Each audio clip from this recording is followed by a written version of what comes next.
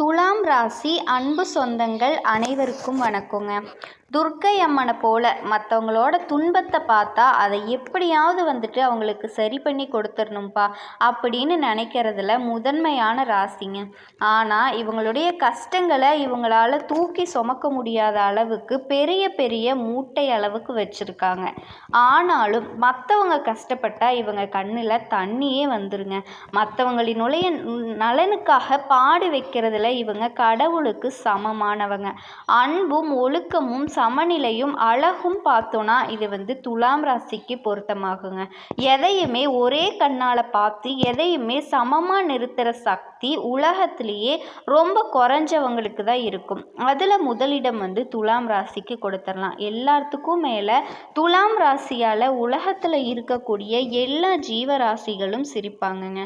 ஆனால் துலாம் ராசி சிரிக்கிறது அப்படிங்கிறது ரொம்ப ரொம்ப ரொம்ப கஷ்டமான ஒரு விஷயங்க.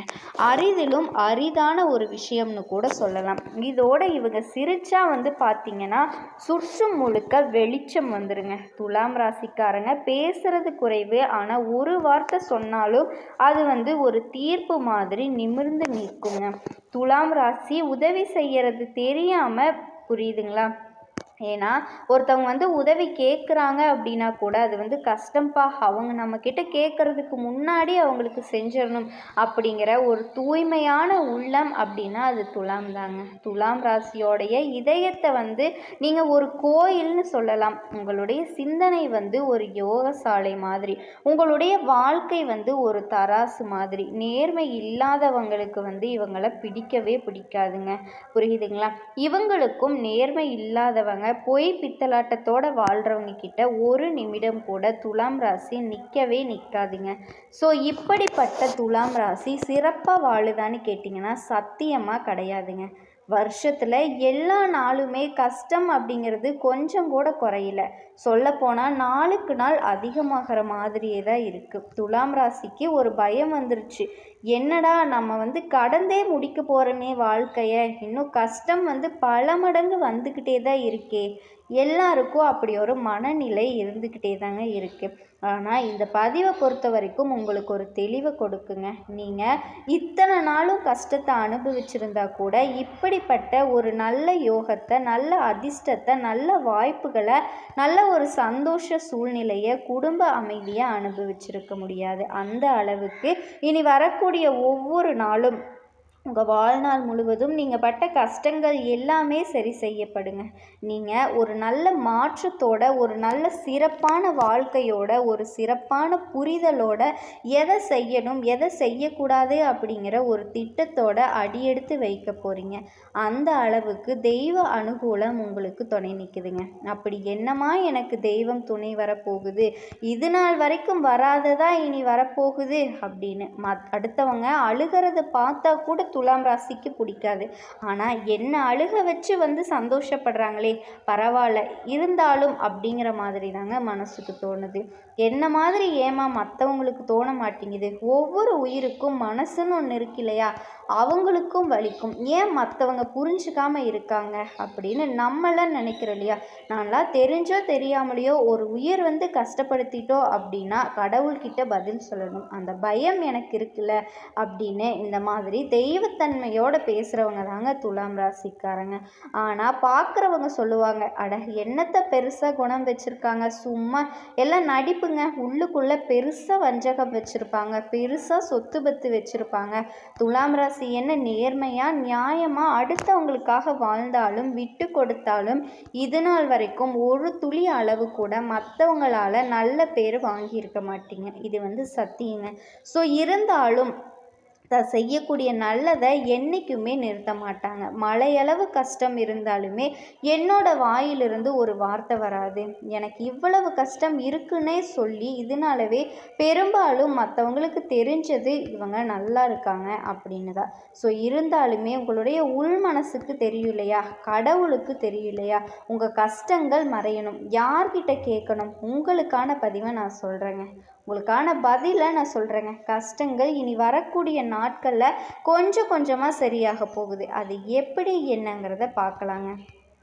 கண்டிப்பாக உங்களுடைய ராசிநாதன் சுக்கிரன் உங்கள் ராசியிலேயே சஞ்சாரம் பண்ணுறாரு. அவர் கூடவே புதனும் இணைஞ்சிருக்காரு. அதனால் புத சுக்கிர யோகம் உருவாக்கி இருக்குங்க. முதல்ல இந்த யோகம்னா என்ன, அது எப்படி வேலை செய்யும் அப்படின்னு பார்த்தீங்கன்னா, உங்கள் ஜாதக கட்டத்தில் கிரகங்களினுடைய அமைப்பு சரியில்லைனாலும் சரி, அசுப கிரகங்கள் தாண்டவம் ஆடினாலும் சரிங்க, சுப கிரகங்கள் சைலண்ட்டாக இருந்தாலும் சரி, அப்பப்போ இந்த மாதிரி யோகங்கள் உங்களுடைய வாழ்க்கையில் சில மாற்றங்களை திடீர் அதிர்ஷ்டங்களை கொடுக்குங்க. ஒரு சிலர் பார்த்தீங்கன்னா எதுவுமே சரியில்லை அப்படின்னு சொல்கிற நேரத்தில் கூட ரொம்ப நல்லா இருப்பாங்க. இதனால தான் ஒரு சிலர் சொல்லுவாங்க, அட ஜோசியமே போய்ங்க, என்ன கூட தான் அப்படி இருக்குது இப்படி இருக்குன்னு சொன்னாங்க, இப்போ நான் நல்லா இல்லையே அப்படின்னு ஒரு சிலர் பேசுவாங்க. ஆனால் இந்த திடீர் யோகங்கள் அப்படிங்கிறது வரக்கூடிய வாய்ப்பில் நீங்கள் சரிவர பயன்படுத்தலை அப்படின்னா அப்படி போயிருங்க. புரியுதுங்களா? எல்லாருக்குமே எல்லாமே சிறப்பாக அமைஞ்சிரும் அப்படின்னு நான் சொல்லலை. எல்லாருக்கும் எல்லாமே மோசமாக மாறிடும் அப்படின்னு நான் சொல்லலைங்க. ஸோ மோசமான நிலையில் கூட இந்த யோகங்கள் அப்பப்போ உங்களுக்கு கொஞ்சம் நல்லது செஞ்சுட்டு போயிடும். அந்த வகையில் தான் இனி வரக்கூடிய நாட்கள் உங்களுக்கு அதிர்ஷ்டகரமாக வேலை செய்ய போகுது. ஸோ அதனால தான் சொல்கிறேன், முன்னெச்சரிக்கையாக உங்களுக்கு ஏதாவது வாய்ப்புகள் வந்தாலும் அதை கரெக்டாக பயன்படுத்திக்கோங்க அப்படின்னு. இனி பொருளாதார நிலையில் சிறப்பாக இருக்குங்க. புதிய திருப்பங்கள் ஏற்படும். பிள்ளைகள் வழியில் சுபகாரிய பேச்சுவார்த்தைகள் நல்ல முடிவுக்கு வரும். பழைய தொழில்கள் எல்லாம் பைசூல் பண்ண தொடங்கலாமா அப்படின்னு யோசிப்பீங்க. கண்டிப்பாக தொடங்கலாங்க. குடும்பத்தில் இருந்து வந்த கருத்து வேறுபாடுகளும் மறையுதுங்க. கூடுதலாக மன உளைச்சலும் அதற்குரிய பலனும் இருக்குது. என்னதான் உழைச்சாலும் பலன் இல்லையே அப்படின்னு வருத்தப்பட்டீங்க இல்லையா? இப்போ கண்டிப்பாக பலன் இருக்குங்க. என்ன வேணால் பண்ணுங்க, நல்லதே நடக்கும். இதோட குரு பகவான் ராசிக்கு பார்த்தா மட்டும் மட்டத்தில் உச்சம் பெற்று சஞ்சரிக்கிறாருங்க. இதில் அவ்வளவு நல்லது இல்லைன்னு சொல்லுவாங்க. 10ல் குரு வந்தால் பதவியில் மாற்றம் வரும்னு சொல்லுவாங்க. இது ஜோதிடத்தில் பொன்மொழியாகவே நம்ம பேசுவோம். ஆனால் இவர் என்ன பண்ணுறாருன்னா 10ஆம் இடத்துல வக்ரகதியில் இருக்கிறாரு. அதை அடிப்படையாக வச்சு பார்க்குறப்போ உங்களுக்கு மிகுந்த நல்ல பலன்கள் கிடைக்குங்க. பொருளாதாரத்தில் பற்றாக்குறை அகலும். புதிய முயற்சிகளில் வெற்றி கிடைக்குங்க. தொழில் உத்தியோகத்தில் திடீர் திருப்பங்கள் ஏற்படுங்க. திரவியல் லாபங்கள் கிடைக்கும். நல்ல பணவரவு இருக்கும். சிலருக்கு வெளிநாட்டில் இருந்து வாய்ப்புகள் வரும். வேலையாக இருக்கட்டும், தொழிலாக இருக்கட்டும், வெளிநாட்டில் செய்கிற மாதிரி அமைப்பு இருக்குங்க. இதை அடுத்து சுக்கிர பகவான் விருச்சிக ராசியில் இருக்கிறாரு. உங்களுடைய அதிபதி உங்களுக்கு அதிபதியாகவும் அஷ்டமாதிபதியாகவும் விளங்குறதுனால ஒரு ராசிநாதன் தனஸ்தானத்துக்கு வர்றது இந்த நேரம் அப்படிங்கிறது உங்களுக்கு அற்புதமான நேரம். தேர்ந்தெடுத்த களம் எதுவாக இருந்தாலும் சரி, நீங்கள் எந்த துறையில் வேணால் இருங்க, எந்த தொழிலில் வேணால் இருங்க, யாருக்கு கீழே வேணால் வேலை செய்யுங்க, தனியார் துறை, அரசாங்கத்துறை, வெற்றி நிச்சயங்க. தெய்வீக பயணங்கள் அதிகமாகுது. இந்த நேரத்தில் நீங்கள் எதை செஞ்சாலுமே சரி, எதை செய்யணும்னு நினச்சாலும் சரி, யோசித்தாலும் சரி, நல்ல சம்பவங்கள் நடக்கக்கூடிய நேரங்க. அது நமக்குன்னு ஒரு நல்ல நேரம் வரும் அப்படின்னு நினச்சிங்க இல்லையா? அந்த நல்ல நேரம் இதுதாங்க. நாற்றுப்பற்று மிக்கவனுடைய கூட்டு முயற்சி இப்போ பலன் தரும். அதே மாதிரி செவ்வாய் தனுசு ராசியில் இருக்கிறார். உங்கள் ராசிக்கு 2, 7 இந்த இடங்களுக்கு அதிபதியான செவ்வாய் இவர் சகையான ஸ்தானத்தில் சஞ்சரிக்கிறதுனால இப்போ உங்களுக்கு நல்ல நேரம். சுப செய்திகள் வந்த வண்ணமாக இருக்கும். நல்ல செய்திகள் எல்லாமே கேட்பீங்க. துணிவு, தன்னம்பிக்கை கூடும். நீங்கள் செய்ய நினச்ச காரியங்கள் எல்லாமே இப்போ செஞ்சு முடிக்க போகிறீங்க. நல்ல நேரம். செஞ்சு முடித்தா வெற்றி நிச்சயங்க. வேலை பார்க்கக்கூடிய இடங்களில் நல்ல பேர் கிடைக்கும். தனவரவு திருப்திகரமாக இருக்கும். இதில் புதன் பகவான் விருச்சிக ராசியில் தாங்க இருக்கார். உங்கள் ராசிக்கு 9, 12ஆம் இடங்களுக்கு அதிபதியான புதன் இந்த 12ஆம் இடத்து அதிபதியாக 2ஆம் இடத்துல வர்றதுனால கொஞ்சம் செலவுக்கேற்ற வரவு சேருங்க. சேமிக்க இயலாது. முந்தைய சேமிப்பு கொஞ்சம் கரையில். இடமாற்றம், ஊர் மாற்றம், உத்தியோக மாற்றம், வாகன மாற்றம் இதெல்லாம் வருவதற்கான அறிகுறிகள் தென்படுங்க. எதை செஞ்சாலும் கொஞ்சம் யோசித்து செய்யணும். எதை பேசினாலும் கொஞ்சம் யோசித்து பேசணும். இதில் மட்டும் துலாம் ராசிக்காரர்கள் கொஞ்சம் இல்லைங்க, ரொம்பவே கவனத்தோடு இருக்கணும். துலாம் ராசி அன்பு சொந்தங்கள் அனைவருக்கும் வணக்கங்க. இந்த உலகத்தில் சமநிலை, நியாயம், நெறி, சமதர்மம் இது எல்லாத்தையுமே கையில் தூக்கி கொண்டிருக்கக்கூடிய தராசை சின்னமாக கொண்ட துலாம் ராசி அன்பு சொந்தங்கள். இதோட துலாம் ராசிக்காரர்களுக்கு நான் சொன்ன இது எல்லாமே தாங்க உயிர் மூச்சு. ஆனால் இவங்களுடைய வாழ்க்கை அப்படிங்கிறது எப்போவுமே சமமாக இல்லைங்க.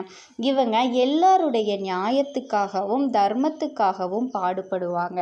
ஆனால் இவங்களுக்குன்னு அங்கே எந்த ஒரு விஷயமும் சாத்தியப்பட்டதே கிடையாதுங்க. இப்போ துலாம் ராசியோடைய மனசில் இருக்கக்கூடிய கேள்வி என்ன? பெரும்பாலும் எல்லாருக்குள்ளேயும் இருக்கும். ஆனால் இந்த துலாம் ராசியோட மனசில் அடிக்கடி இந்த கேள்வி வந்துட்டே இருக்குங்க. நல்லவங்க ஏன் கஷ்டப்படுறாங்க, கெட்டவங்க ஏன் சிரிக்கிறாங்க? இது துலாம் ராசியோடைய மிகப்பெரிய கேள்விங்க. இந்த கேள்விக்கான பதில் யார் சொன்னால் சிறப்பாக இருக்கும்? சித்தர்கள் இதை பற்றி பேசியிருக்காங்க. சித்தர்கள் சொன்ன ரகசியந்தாங்க துலாம் ராசிக்காரர்களுக்கு இப்போ நான் பேச போகிறேன். துலாம் அப்படின்னாவே நல்லவங்க அப்படிங்கிறது எல்லாருக்குமே தெரியுங்க. நல்லவங்க அப்படிங்கிறதையும் தாண்டி அவங்க நேர்மையானவங்க, கஷ்டப்படக்கூடிய மனுஷங்க, மக்களுக்கு உதவி செய்யக்கூடிய மனுஷங்க தாங்க துலாம் ராசிக்காரங்க. இவங்க அதிகமாக சோதனைகளை தான் அனுபவிப்பாங்க. இதனால் நிறைய தடவை இந்த கேள்வி உங்கள் மனசுக்குள்ளே இருந்துகிட்டே தாங்க இருக்கும். அதாவது கெட்டவன், ஏமாத்துறவன், சுயநலக்கார எல்லாருமே சிரிக்கிறான், நல்லா வளமாக வாழ்கிறாங்க. ஆனால் ஒரு விஷயம் யோசிச்சுக்கோங்க, அவங்க எல்லாருமே அப்படி இருக்கிறது போல தான் நமக்கு தோணும். ஆனால் அவங்களுக்கு பின்னால் இருக்கிற அந்த கர்ம ரகசியந்தாங்க இன்னைக்கு நம்ம பேச போகிறோம். துலாம் ராசியை பொறுத்த வரைக்கும் சனி, சுக்கிரன், புதன் இந்த 3 கிரகங்களினுடைய ஒரு வாழ்க்கை தாங்க துலாம் வாழும். இவங்களுடைய மனசுக்குள்ளே எப்போவுமே நியாயம்னா என்ன, தவறுனா என்ன அப்படிங்கிற ஒரு கேள்வி எழுந்துக்கிட்டே இருக்குங்க.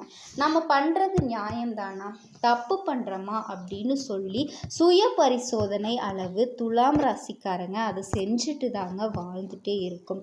இவங்களுக்கு இதயம் அப்படிங்கிறது ஒரு தராசு மாதிரிங்க. ஒவ்வொரு முடிவுமே நுணுக்கமாக எடுப்பீங்க. துலாம் ராசிக்காரங்க நல்லவங்க அப்படிங்கிறதுக்கு இதுவே பெருத்த அடையாளம்ங்க. ஆனால் அந்த நல்ல தன்மை சில நேரம் இவங்களுக்கே எதிராக மாறிடும்.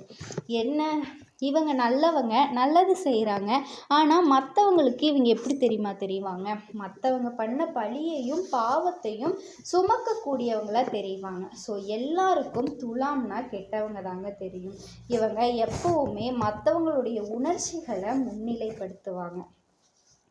தானே கஷ்டப்பட்டாலும் பரவாயில்லை, ஆனால் அடுத்தவங்க நிம்மதியாக வாழணும், கஷ்டம் இல்லாமல் வாழணும் அப்படின்னு நினைக்கிறவங்க. கஷ்டப்படக்கூடாது அப்படின்னு நீங்கள் நினைக்கிற நேரத்தில் தான் மற்றவங்களை கஷ்டப்படுத்தி உங்களை கஷ்டப்படுத்தி அவங்க சந்தோஷப்படுறாங்க.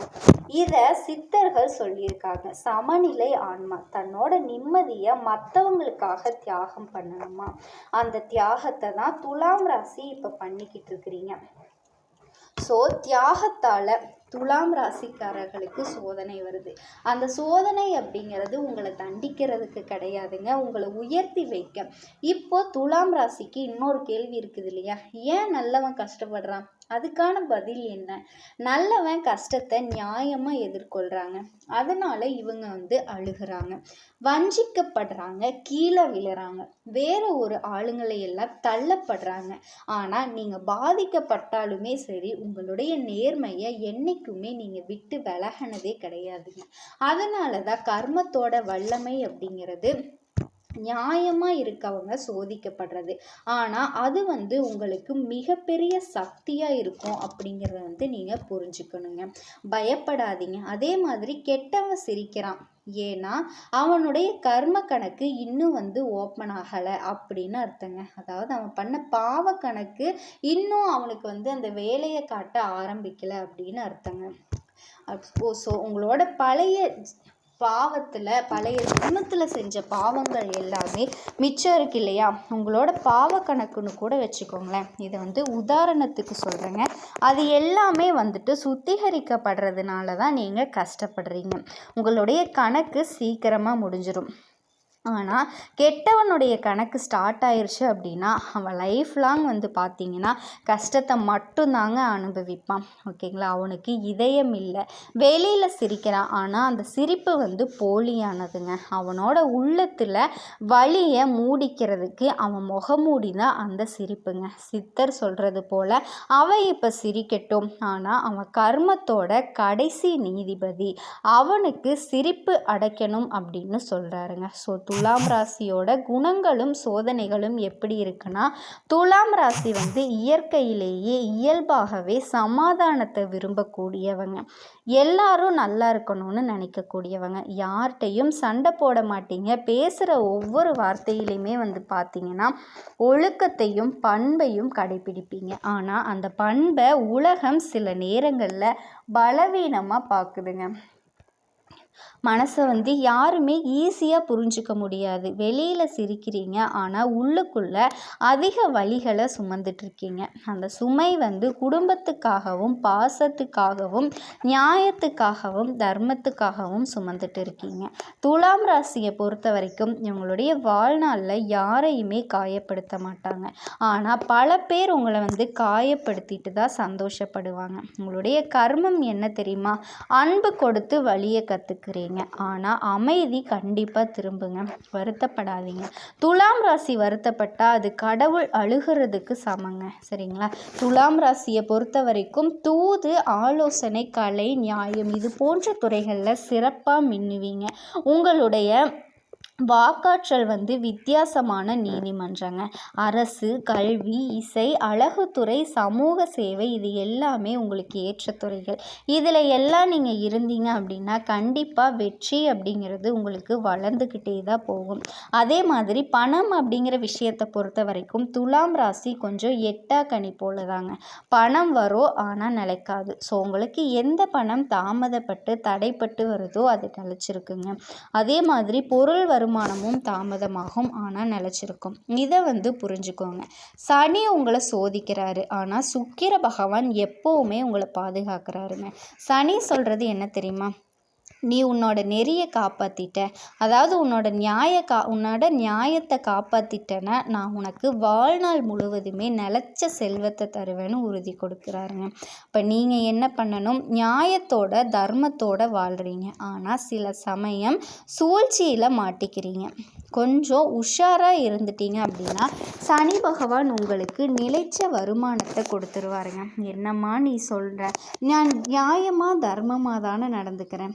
ஆமாங்க, ஆனால் சனி பகவானை போட்டிருக்க விழிப்புணர்வோட யார் இருக்காங்களோ, யார் திட்டமிடுதலோடு இருக்காங்களோ அவங்களுக்கு தாங்க ரொம்ப பிடிக்கும். அதை தான் உங்களை மாற சொல்கிறாரு.